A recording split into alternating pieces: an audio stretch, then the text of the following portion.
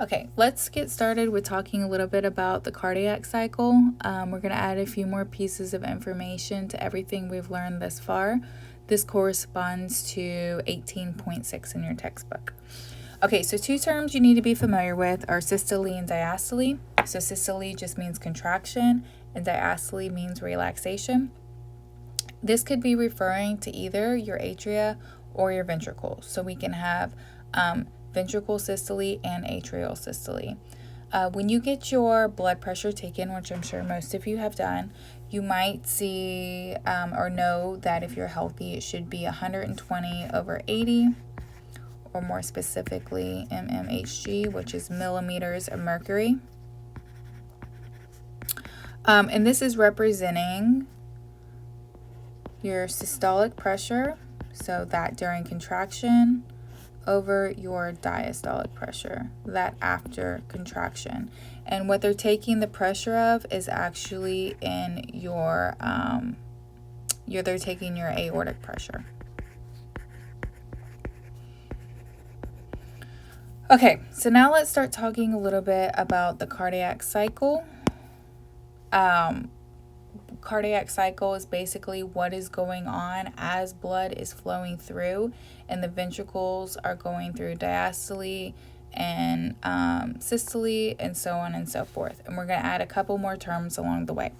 Your textbook breaks it down by different steps, but I'm not going to break it down by different steps. I really want you to understand the big picture. They pick an arbitrary point to start with because, again, it's a cycle. It never stops. There's not really a beginning point. So the arbitrary point that your textbook begins with is that we're assuming the ventricles are mid to late diastole. So they're almost done with relaxation, which means they have been filling and they're getting ready to contract. So if we're thinking about the ventricles in mid to late diastole, so I'm going to write that.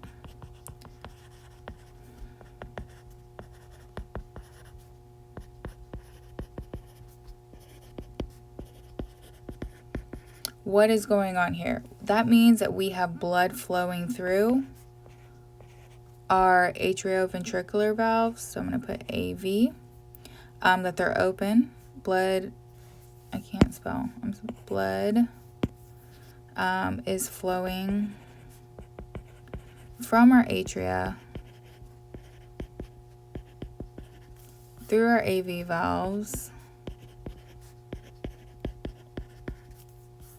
and into our ventricles. And the ventricles are again in diastole, so it's mid to late. This filling during mid to late diastole is only going to fill the ventricles about 80%. They're not completely full yet. You'll see where the rest of the 20% comes in a second. So what happens next? We got our ventricles, our blood flowing from our atria to our ventricles.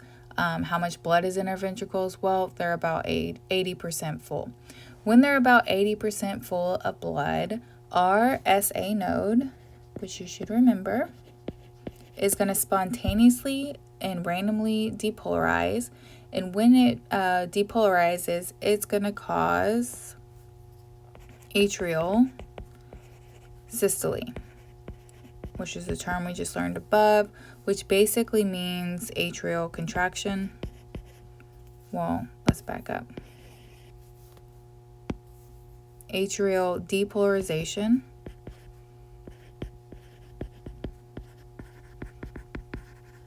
which is going to be followed by contraction.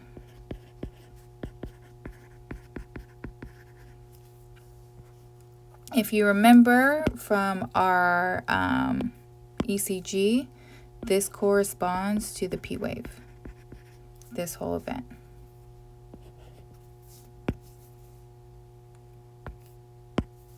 Okay, so once our atria contract, what's going to happen is it's going to increase the atrial pressure. As the atrial pressure increases, it's going to push blood into the ventricles.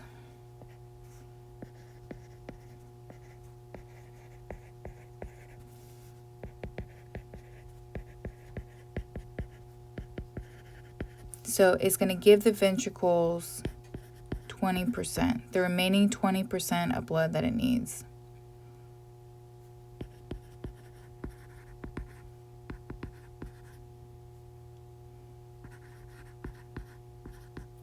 So just to recap, we got just from regular flowing from our AV valves being open, blood flowing from our atria to our ventricles, we were able to fill them about 80%. We can't completely fill our ventricles until our atria contract, which is what happened here. So during atrial contraction or systole, we were able to push some blood that was in the atria into our ventricles, providing the remaining 20% of blood needed to make them completely full. So 80% we got during full, during mid to late dystole, diastole, and we got the extra 20% during atrial systole or contraction. Now our ventricles are 100% full, meaning it's the max ventricle blood volume that they're going to contain.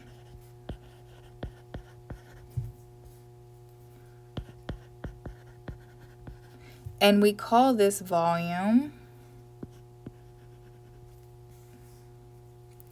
the end diastolic volume,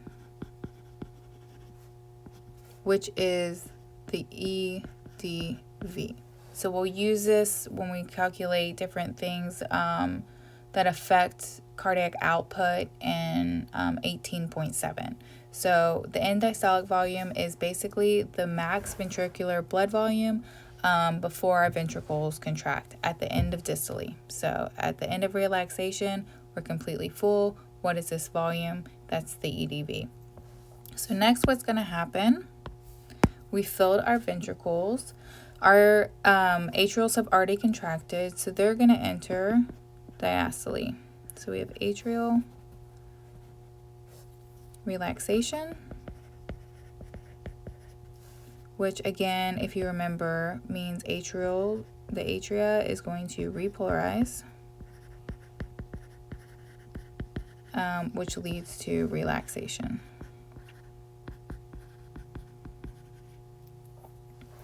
The atria, I do want to point here, the atria stay in diastole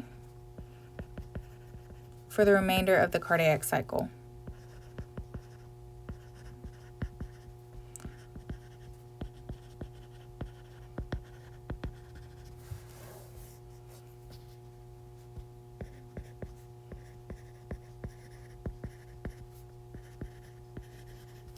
Okay, so we completely contracted, went through atrial systole. We have relaxed our atria via atrial diastole.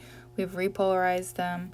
And now we need to move on to ventricle contraction, which corresponds to ventricle systole.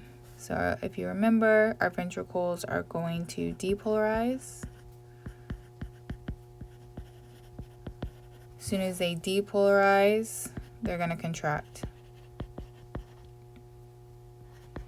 If you remember this, if we're talking in regards to our ECG, this whole area is represented on our ECG by the QRS complex.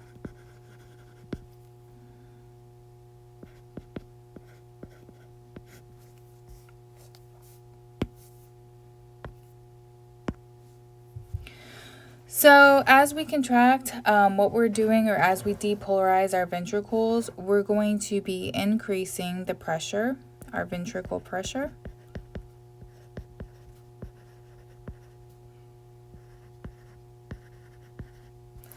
The increase in ventricle pressure is going to cause our AV valves to close, because remember, they have been open to allow ventricle filling.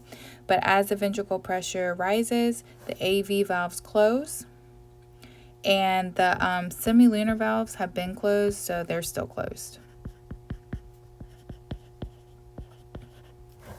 So at this point, and it lasts for like a split second,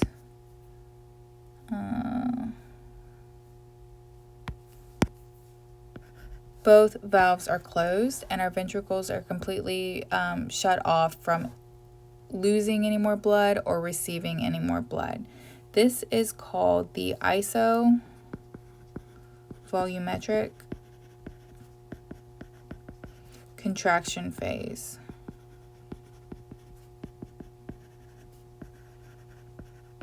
And we'll look at the isovolumetric relaxation phase in a little bit. Okay, so we started to increase our ventricle pressure. Both of our valves are closed. We're going to continue to increase our ventricle pressure. And again, the isovolumetric contraction phase lasts a split second because we're going to continue to increase our ventricle pressure to the point where our ventricle pressure is going to be greater than the pressure in our aorta and pulmonary trunk.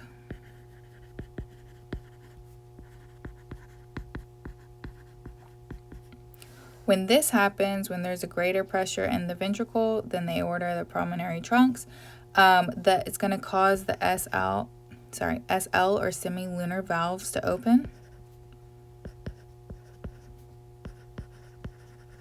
And blood's going to be pushed into our aorta and pulmonary trunk. However, even though we're contracting our ventricle and our ventricular pressure is higher and it reaches a threshold where it's greater than that of the aorta and in the trunk, causing our semilunar valves to open and push blood out, not all of the blood is pushed out of our ventricles into the aorta and the pulmonary trunk. Some of it still remains. So not all blood pushed out.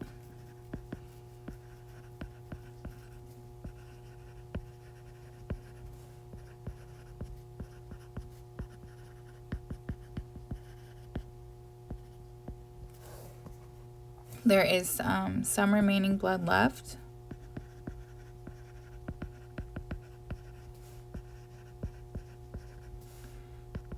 In the ventricles after contraction.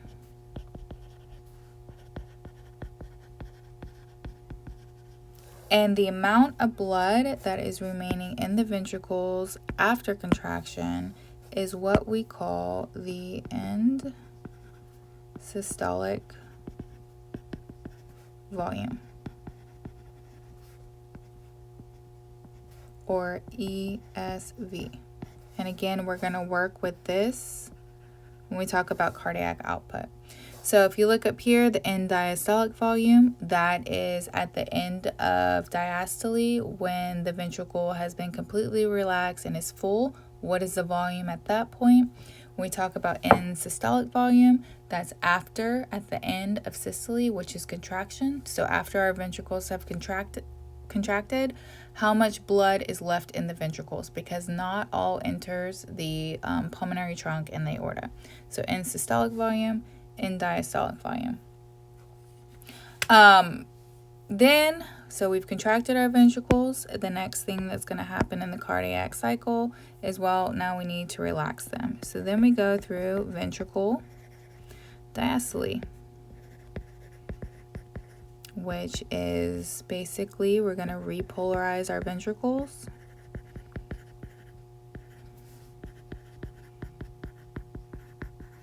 Leading to their complete relaxation.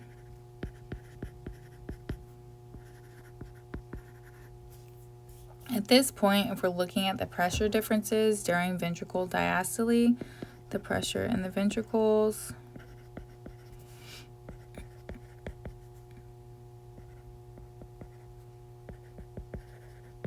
is less than that of the pressure in the aorta and pulmonary trunk. Because the pressure is greater in the aorta and pulmonary trunk than in the ventricles, the pressure pushing back is going to cause the semilunar valves to close. Meanwhile, our AV valves are still open. Are still closed. And AV valves still closed. So once again, we have our two valves, our semilunar valves and our atrioventricular valves are both closed. This is what is called and our ventricles are yet again closed off from receiving any more blood for a split second or losing any more blood. The volume, or the isovolumetric relaxation phase.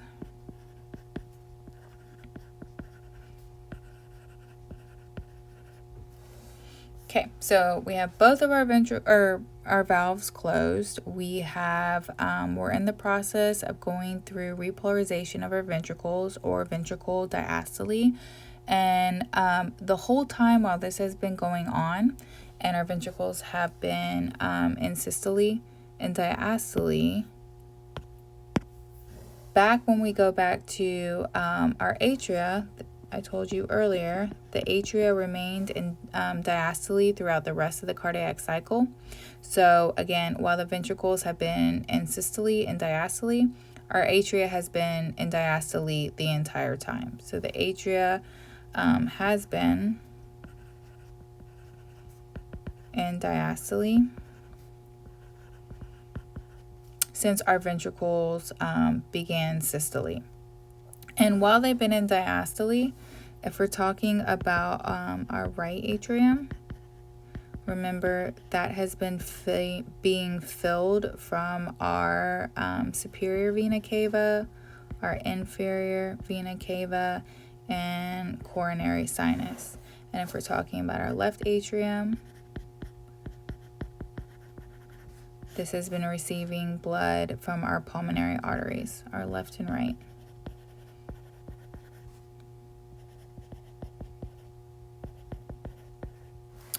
So eventually, again, this is happening while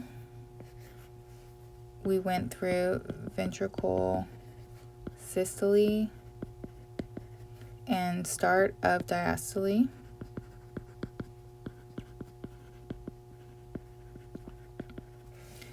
As we continue to bring blood into our atria, it's going to cause the atrial pressure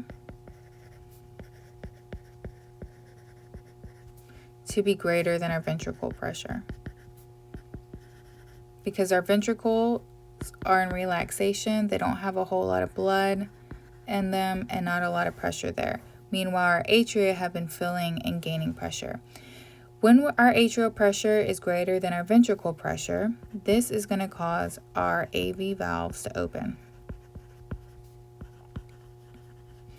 And blood's going to flow through our ventricles.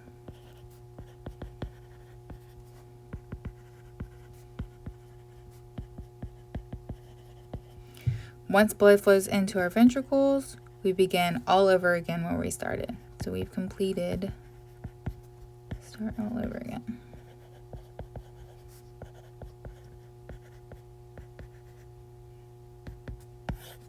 And we're done. I did forget, I wanted to put the T wave on here. So that's ventricle diastole. So this would be your ECG T wave. Okay, let's run through this one more time because I know I was writing at the same time, so I was going slow. Okay, we're going through an entire movement of blood through the heart when we talk about atrial contraction, relaxation, ventricle contraction, and relaxation, what's happening with the filling and removal of blood from each of these chambers. So we're starting with pretending we're in the ventricles in mid to late diastole. So they're almost done with being completely relaxed. So they have been filling and right about now they're about 80% full. Then, because right around the time they're 80% full, our SA node is going to randomly depolarize, causing our atria to contract, or atrial systole was something else you could call. We have an increase in atrial pressure that's going to push the blood into our ventricles through the AV valves, and we get the rest of our blood that we're missing from our ventricles just from its relaxation phase. So we can't completely fill our ventricles to 100% without the atria contracting. So we got our 80% of blood in our ventricles from mid to late diastole, 20%, the remaining 20% when our atria contracted. Now we have our ventricles completely full with the max amount of blood. This max amount of blood in our ventricles is called the end diastolic volume, so the end of diastole for the ventricles. Then we've contracted our atria. Now we have to relax them, so we go through atrial diastole, which is equivalent to them undergoing repolarization and then complete relaxation. Once they begin going through diastole and they relax, they stay in diastole for the remaining of the cardiac cycle. We don't really talk about them again until we build up pressure enough at the end. Then we also have our ventricles beginning to depolarize, which will be followed by their contraction. As this is happening, we're increasing our ventricle pressure. That's going to cause our AV valves to close. Our semilunar valves were never open, so they were still closed. So both types of valves are closed, and this split second where all the where the ventricles chambers are sealed off from everything, we call it the isovolumetric contraction phase. We continue to increase our ventricle pressure, and eventually the ventricle pressure is going to be greater than that of the pressure in the atria and the pulmonary trunk. So when that happens, it's going to force the semilunar valves to open. It's going to push blood into our aorta and our pulmonary trunk, but it's not going to push all the blood that was in the ventricles. There's going to be still a little bit amount of blood remaining after we contract them.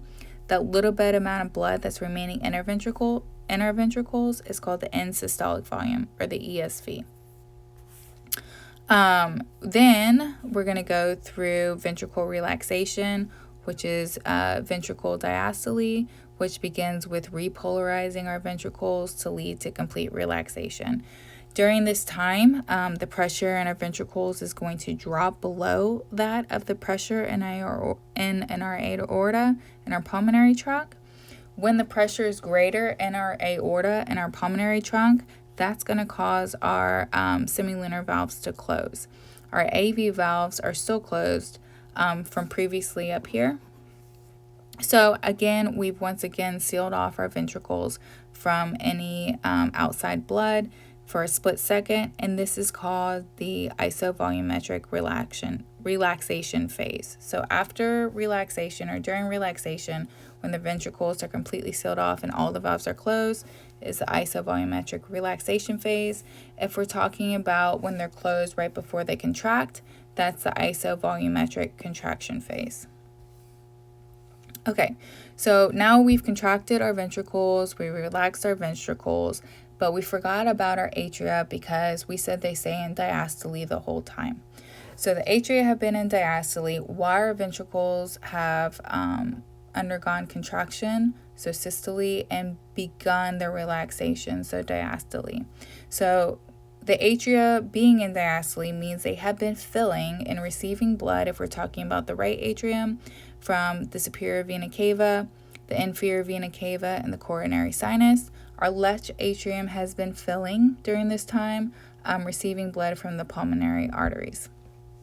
As it's receiving blood, eventually we're going to reach a point where our atrial pressure is going to be greater than our ventricle pressure, and this is going to cause our AV valves to open, allowing blood to enter our ventricles for us to start all over again at the top until we get 80% full and we get a firing of our SA node.